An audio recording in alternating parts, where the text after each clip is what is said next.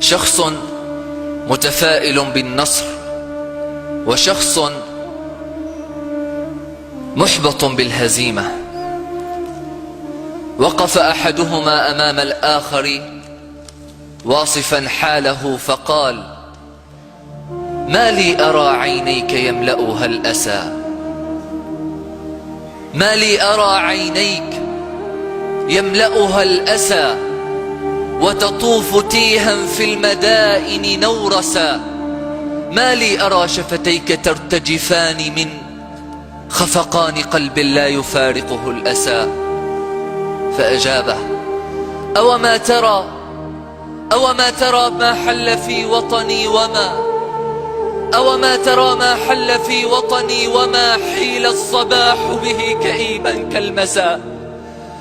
أوما ترى أشلاء أمتي التي بها طرز التاريخ حلا واكتسى.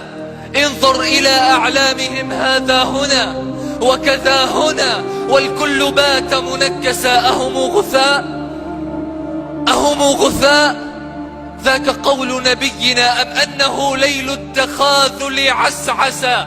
عجل له خور تنصب قائدا، والسارق الخوان أصبح حارسا، والعالم النحرير بات منسقا، والراقص الديوث صار مدرسا. عجل له خور تنصب قائدا، والسارق الخوان أصبح حارسا، والعالم النحرير بات منسقا، والراقص الديوث صار مدرسا. ومن ارتمى بدمائه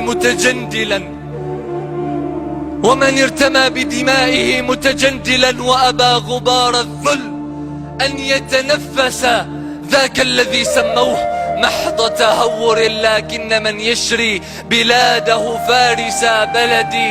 بلدي أردتك حرة تأبي الخنا، بلدي أردتك حرة تأبي الخنا، لكن غيري قد أرادك مومسا. هم شرعوا أبواب مخدعك الذي ما اعتاد يوما أن يكون مدنسا، وأباحوا جسمك للذين تشدقوا بتحرر، وأباحوا جسمك للذين تشدقوا بتحرر، فحذار أن يتنجسا. فأجابه: